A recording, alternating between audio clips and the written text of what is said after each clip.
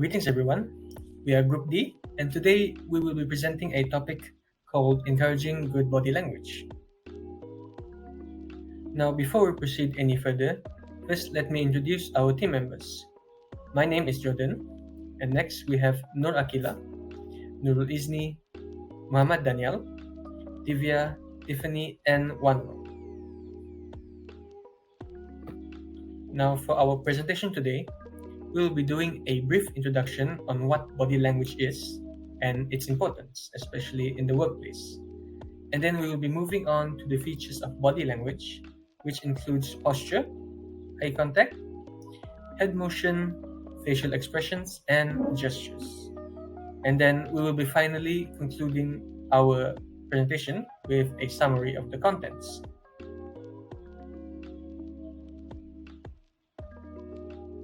Hi, I'm Wanro. I'm going to introduce briefly to you on the definition of body language and also some importance of it in our life. So, what is body language? Body language is a non-verbal communication that involves body movement, posture, gesture, eye contact, head and neck motion, and facial expression. And these are also the subtopic we are going to present to you today. Body language often happens without our conscious awareness, but it actually accounts for majority of information transmitted during interpersonal interactions. How do you think if a person is yawning in the meeting room or tapping their fingers on the table while the discussion is going on? I believe you think that the person is not interested in the topic and even not expecting the whole discussion. It leaves a bad impression to other person in the meeting. Thus, practicing good body language is a must in helping you to achieve workplace success. Healthy body language can help foster team spirit in the workplace. It can also help in conveying respect for colleagues and resolving conflicts in the organization. Delegation of responsibilities become easier through positive body language, and the most important is it helps in building and sustaining a healthy relationship with the other parties. Not only in formal communication, changing any negative non-verbal cues will increase your self-confidence and self-esteem. You are able to respond positively while communicating with others, which helps in shaping a relationship with other people. Practicing positive body language is also help in avoiding possible misinterpretation and misunderstandings during the communication. Next, I will pass the floor to Isani to present one of the features of the body language, which is posture. Hi, my name is Nur Izili Ismail, and I'll be talking about how can we express a good body language through our posture. So, first of all, what is posture? Posture is how you hold your body, or in simple terms, the position of your body. There are two types of posture, which are dynamic posture and static posture. Dynamic posture refers to the way you hold or position your body when you are moving, just like when you are walking, running, or bending. Meanwhile, static posture means the way you hold or position yourself when you are not moving, like when you are standing or sitting. The reason why good posture is important, especially when we are listening or communicating with others, is because good positive postures serve as a signal that shows attentiveness and openness, which help people to feel more comfortable to communicate with us. So, here is some do and don'ts in expressing good posture with our body. First, try to lean slightly towards people we are communicating with to show attentiveness and interest towards the topic we are talking about. The second one, try to relax your body posture to appear more confident and relaxed. For the don'ts, first, never try to lean away from the people you are communicating with because it shows a sign of lack of interest and some level of reserve. The second one, never hunch your shoulder or lower your head because it shows that you are not confident and trying to hide away from the conversation. Moving on to the next part, we will be talking about eye contact. Okay, what is eye contact? Eye contact is the simple act of holding someone's gaze. Eye contact is one of the easiest and most powerful ways to make a person feel recognized, understood, and validated. What is the importance of eye contact? First, it shows that we are actively listening and paying attention to other people. Second, it forms of background of acknowledgement, such as giving response like yeah and And third, it reveals one person's thoughts and emotion. For example, people always say that bright eye is equivalent to happy, and gloomy eyes is equivalent to sad, and eye squint is angry. Or making eye contact shows confidence when you are talking. For example, it is recommended for people to look at their audience when they are talking. If the person is averting the gaze, it shows that they are anxious and maybe nervous. Fifth, eye contact can ignite and deepen a relationship as well as increases empathy and links together emotional states when bonding with other people. So, how to make an effective eye contact? In one-to-one conversation, it is recommended to look away for a moment in every 7 to 8 seconds. While in a group, you have to look at a different direction in every 3 to 5 seconds. For example,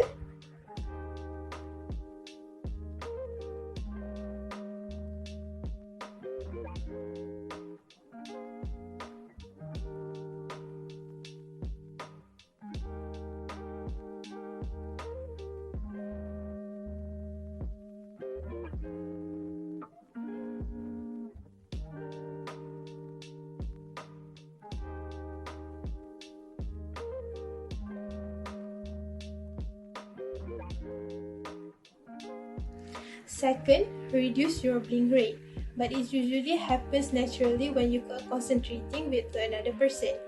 And third, raise your eye level. It is a lot more effective in presentation or public speaking as you become more believable.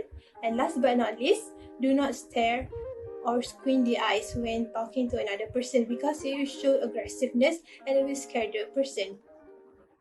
My name is Tiffany Trixie, and today I would like to present to you one of the examples of an encouraging body language, which is the head and neck motion. So the head and neck motion plays a very important role in enhancing our level of communication. For the first encouraging body language in the head and neck motion is the nodding of head. So the nodding of head generally means someone is agreeing with what you're saying. It shows signs of approval and also encouragement. However, there are different types of nodding. The first type is a gentler nodding. So a gentler nodding indicates someone is actually appreciating what you're saying and it shows interest. However, for a rapid nodding, it can indicate someone is actually rushing for time or they are impatient or they are not really interested in what you're saying. And the second examples of an encouraging body language in the head and neck motion is the tilting of head. So the tilting of head, there are different types of tilt. It can be the side tilt, upward tilt, and also a downward tilt. So for a side tilt, it can indicate someone is actually curious in what you're saying, or it can show uncertainty or questioning. It sometimes also means that they are not actually understanding what you're saying. For the upward tilts, it can indicate someone is actually interested in what you're saying, or it shows that someone is more confident in themselves. Last but not least is the downward tilt. So when someone is tilting the head downward, it can indicate submissive, or it can indicate that someone is shy or actually listening to you attentively. So these are some of the examples of the head and neck motion body language, and that's all from me. Thank you. Hi, my name is Divya and today I'll be presenting about facial expression. The ability to understand facial expression is an important part of nonverbal communication. The face is responsible for communicating not only the thoughts or ideas, but also communicating emotions.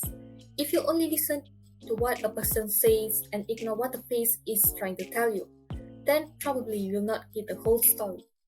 Often, words do not match emotions, and face betrays what a person trying to feel.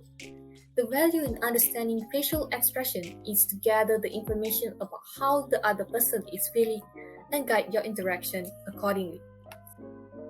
Now, let us take a look on the facial gesture. For the eyes, it is often be described as the window to the soul. We often look at them to determine what a person is trying to feel. The eyes might be blinking too quickly, which could mean that a person is distressed or feeling discomfort. Or blinking too little could mean that a person is trying to control their eyes. Dilated pupil shows that a person is showing interest or even arousal. Or staring intensely could show that a person is showing attention or anger. Or by looking away, showing discomfort or also distraction. On the other hand, eyebrows can show distinctive emotional signals. Eyebrows can be raised or arched, which shows surprise. Or it can be lowered or knitted together, which often meaning anger, sadness, or even fear. and it can also be drawn into the inner corners, which could convey sadness. Next, the mouth can convey more than just a smile. People often use their mouth to mask other emotions that their face is trying to convey. For example, a forced smile might cover up an eye micro expression showing people's true feelings. Now let us look out for a dropped jaw, which means signaling surprise, or an open mouth, which allowing fear. And also raised corner, which means happiness, and the corners that are drawn down conveying sadness. And also for information that lip biting means that it's a signal of anxiety. Next, for the encouraging facial expression. First and foremost, we can have our forehead relaxed and our eyebrows relaxed as well. Our head is tilted to the side, our eyes squinting and smiling with the mouth open showing teeth. Hi, I'm Danny, and I'll be talking about gestures. So what are gestures? Gestures are known as movements that are done with body components such as hands, arms, fingers, head, and legs. Gestures are known to be the most visible and clear body language's messages. Now let us see examples of gestures in real life. Example number 1 is the folded arm. When someone has their arm folded in a discussion, it could indicate that they have a closed mentality and are unlikely to listen to what the speaker has to say. As you can see here, the person's facial feature also accentuate the closest mentality that is already brought upon by the said gesture. Example number 2 is the clenched fist.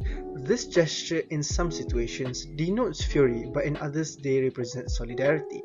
An additional body language might help to set the frustration and anger apart from this gesture.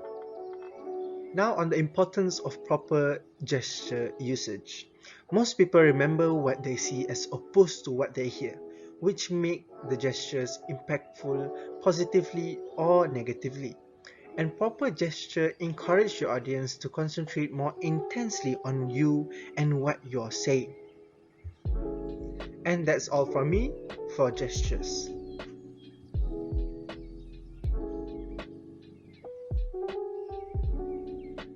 So, in our presentation today, we have briefly introduced the concept of body language, as well as explained each of their features. And most importantly, we have explained how to correctly practice each of these features. With that being said, I'd like to end our presentation with a quote. Body language is a very powerful tool. We had body language before we had speech, and apparently, 80% of what you understand in a conversation is read through the body, not the words. Thank you for listening.